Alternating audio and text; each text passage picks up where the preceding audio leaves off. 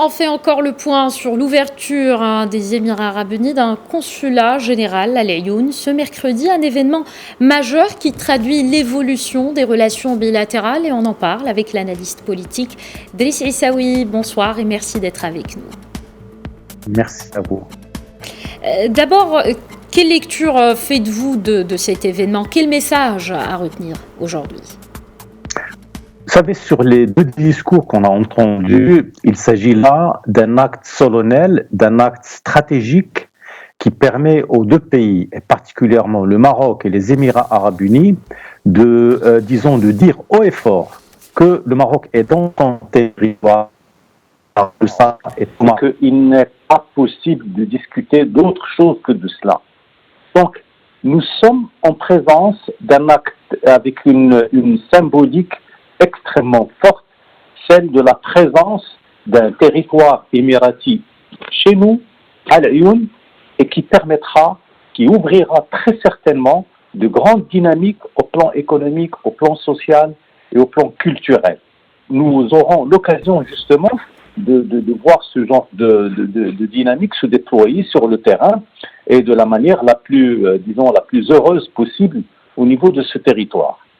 D'accord, Driss Essaoui, vous avez évoqué plusieurs plans. Cette présence diplomatique émirati dans les provinces du sud du royaume va-t-elle insuffler une nouvelle dynamique dans la région du sud? Vous savez, il est extrêmement facile de regarder ce que les Émiratis font quand ils s'investissent dans une relation de ce genre. Les Émiratis, ils sont les premiers investisseurs arabes au Maroc.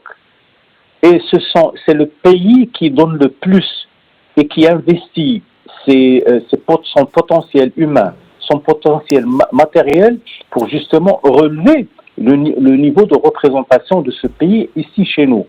Et il le fera. De toutes les manières, on ne peut pas regarder le développement de cette région en dehors de toute la dynamique que nous connaissons.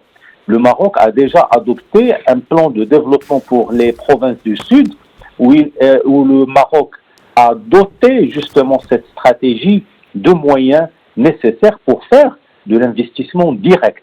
Et ça, c'est extrêmement important, d'autant plus que nous avons une relation extraordinaire avec les Émirats, parce que vous n'ignorez pas que c'est un pays qui a beaucoup participé à la concrétisation du port Tanger-Med à travers la réflexion, à travers justement un certain nombre d'actions directes qui ont permis justement au port de Tanger-Med de se retrouver là où il est aujourd'hui.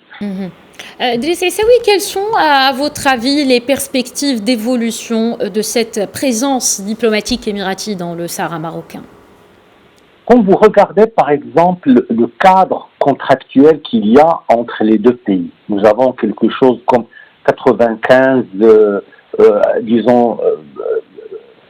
textes de coopération avec un certain nombre d'outils et de matériaux de travail ensemble, et avec une présence des Émiratis au niveau d'un certain nombre de secteurs, au niveau de l'industrie, du tourisme, de l'habitat, au niveau de l'enseignement, on ne peut penser avec la présence de ce consulat général qu'à des perspectives de développement complètement inédites d'abord, et qui donneront une dimension nouvelle au projet que les villes de Dakhla, les villes de Laayoune et les autres villes sahariennes vont pouvoir connaître avec tous les investissements qui vont pouvoir justement accueillir.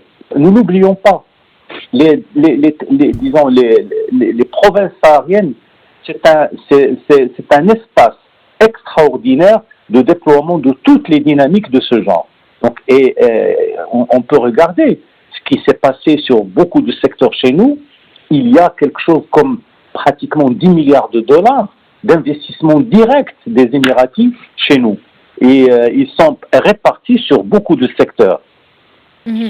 Donc, Saoui, oui, vous avez parlé d'investissement. Les capitaux émiratis sont largement présents dans le marché financier à Casablanca. Ce consulat général inauguré à Laayoune pourrait-il, à votre avis, apporter une dynamique humaine cette fois-ci qui fera la différence pour ce qui est des attitudes attentives de certains investisseurs?